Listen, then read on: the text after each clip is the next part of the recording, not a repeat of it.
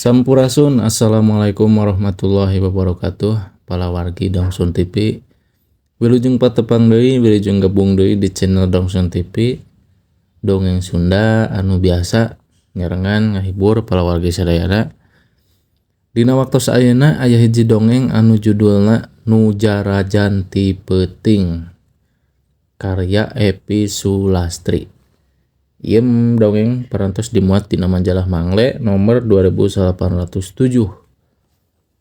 Ayo urang langsung wae kana dongengna nu judulna Nu Jarajan Ti Peuting. Wilujeng ngadangukeun, siapkeun kopina, siapkeun leuteuna, wilujeng leleson. Nu Jarajan Ti Peuting.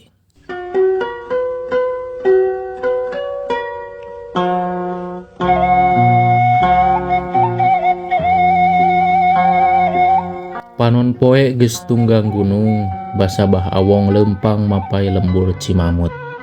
Katara tanggunganana menod keneh, tangtu gampang keteguh ku sakur nu kaliwatanana. Mun manehna teh tukang peuyeum sampe hider kampung.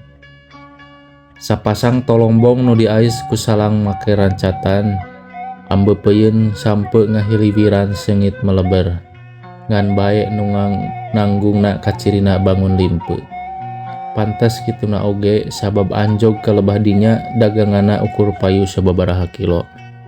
Beunang diitung kuramo kitu meureun basana sedang banci geus meujeuhna mulang ke. Teuing ku suwe-suwe teuing. Beurang ieu teh ceuk manehna bari ngagilirkeun rancatan tina tak-tak katuhu kana tak-tak kencang. Tanggungan karasa menodna anu sok padahal mah tungtung beurang model kieu teh mangsana ngalungsar dina bangbarung imah bari ngitung duit ladang hider dibaturan ku pamajikan manehna. Malah duaan incuna sok rajeun ngarewong, kawantu maranehna keur meujeuh ku mincir mun dina sato ucing mah atawa keur kembang buruan, keur pikaresepeun jeung pikamelangeun. Abah nyungkeun acis, kitu dedengeun wae sapanjang ngeder teh.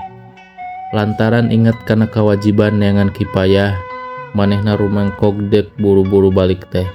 Kasorang deui ka incu anu geus kabayang pating julaeu mangsa manehna nyebutkeun teu boga duit.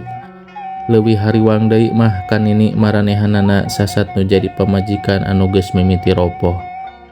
Saeutik-eutik ngap, saeutik-eutik nyeri hulu, angen malah mindeng batuk lamun katiisan. Atuh nyeri tonggong mah, nyeri tuur mah, teu kalis ku ubar-aber ka puskesmas atawa ngagodogan jamu molelel pait. Ras deui ka diri, manehna oge geus umur cuet ka hareup, awak rada bongkok, buuk pinuh ku huis. Nu dijugjug lembur kereteg, di Cimamut ka Kereteg lumayan jauh, nepi ka Kereteg bakal geus reyem-nyerem. Mun hayang gancang tepi kudu motong jalan ngaliwat pacaratan Pasaleman. Ngaliwat kalebah dinya geus jadi kacapangan, jelema pada sieun, pangpangna ti peuting. Geus loba kacaturkeun lebah dinya geueuman jeung loba nu ngawenehan. 2 minggu ka tukang ibur tukang bandros dieureunkeun ku awewe geulis nepi ka bandrosna diborong, aripek diduitan daun jambu.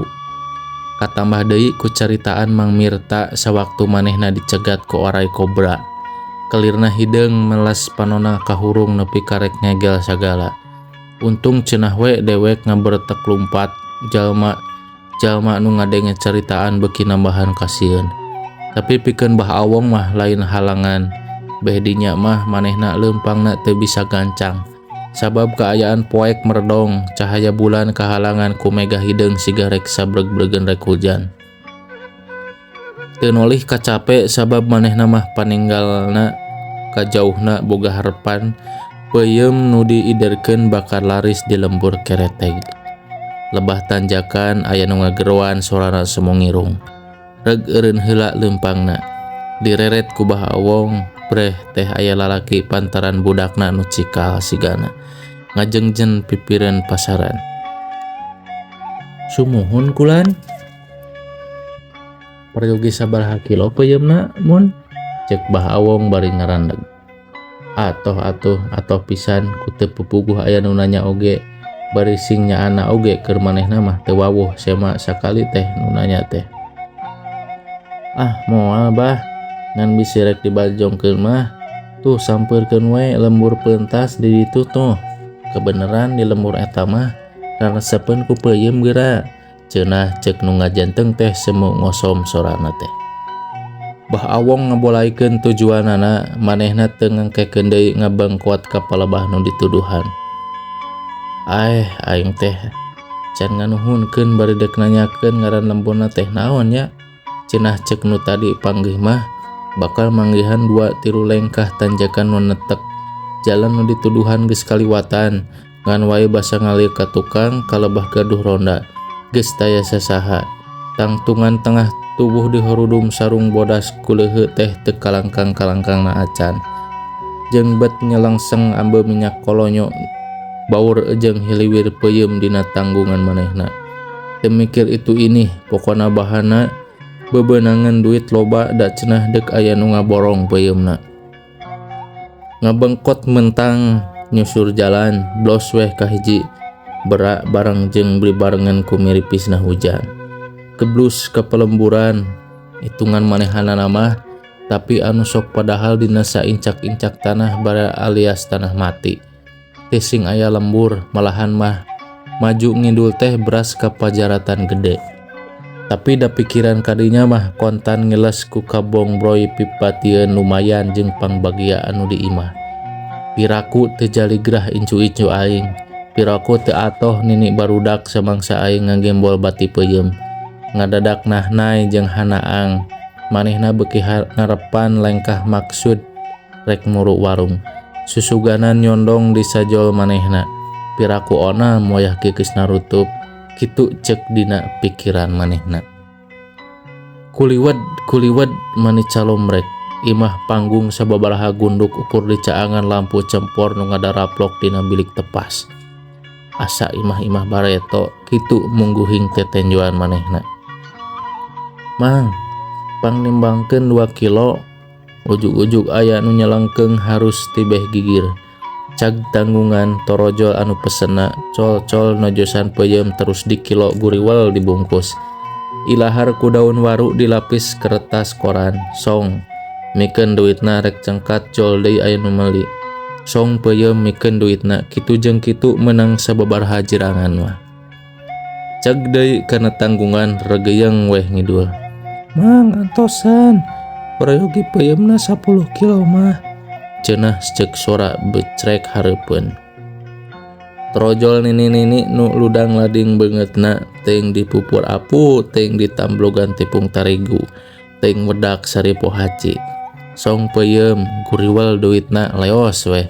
Kurunyung deui budak awewe nu dicidung anduk baju ngaleleke. Kurunyung awewe kolot anu sirahna diguded lawan bodas. Atra nyungcungna ulang-ulangan. Pesen peuyeumna teu euleum-euleum. Coba we pikir cenah satolombong, tapi ari disebut heureuy sidik pisan ku manehna katenjo ngasong-ngasong duit kertas gepokan. Kurunyung tangtungan aki-aki saruana jeung bieu awewe ku kuncungan deui. Ngabajong peuyeum tepi kaledis kari wadahna. Bari asa-asa bah Awong rawani-wani maneh neuteup ka aki-aki. Nu diteteupna seuri katenjona ku bah Awong mah sungutna ngabulai getih. Rai bulu punukna cerengkat.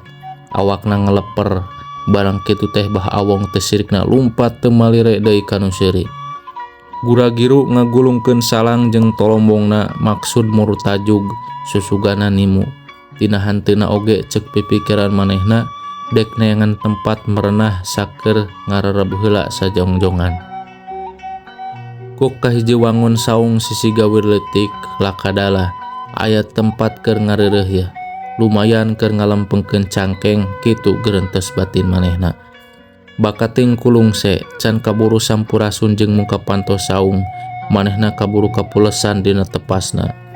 Bah Awong ngarasa leuseuh keur mah ti tadina hanaang wangun palupuh nahun anu mun teu limpe mah manehna bahan ngambe bau hangsir jeung bau lukut kawak.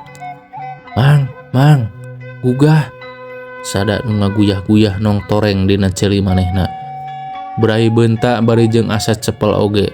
Terus gigisik serab horeng keur wanci haneut moyan ceuk anu ngageuingkeun teh manehna hese beleke diguyah-gurah red kasakuriling bungking gebeg geuninan pajaratan ublug ablag sarta teu jauh ti manehna peuyeum pating talamru manehna kokoreh kana endog leutik wadah duit anu penting karasa ngahunyud ku sabab anu mareuli peuyeum teu balitung jeung anu ngaranna hayang dipulangan breh teh tumpukan kalakai paselap jeung kararas lir aya nu ngusikeun sirahna sangkan bah awong nempo ka pajaratan tuluy ngareret deui ka lobah pajaratan nu mabrak kasebrot cahaya panon poe. Abdi mah bah biasa ngulampang ka dieu ngadon ngarit sekalian marsihan pajaratan karuhun nyata kaget nah bet aya nu ngagebrak luhurun kuburan ieu cenah ceuk anu ngakukeun tukang ngarit teh bari olohok mata simeuteun. Sedang bah awong mah pungak pinguk bari kekereuceuman heuleut sawatara lila pikeranana kakara sadar nu pangheulana kabayangkeun teh beungeut camohok nini-nini jeung aki-aki anu ngabulaeh siga nu keur nyepah merong seukeut manehna bah awong ngabirigidig keur saterusna ngadon ngajurah roh teu eling-eling. Cag pamirsa sakitu panginten dongengna anu judulna Nu Jarajan Ti Peuting nyaeta bah awong tukang peuyeum sampe anu kahiji tempat diborong daganganna nyaeta ternyata anu jarajan teh curig aya anu ngabulaeh aya anu kukuncungan serem oge nya pamirsa. Sakitu wae panginten hapuntenna bila kakirangan sangkalapatan diantos di video salajengna nya di dongeng salajengna deui tong hilap di komen like sareng di subscribe. Hatur nuhun parantos ngadangukeun parantos gabung di Dongsun TV. Wassalamualaikum warahmatullahi wabarakatuh. Sampurasun.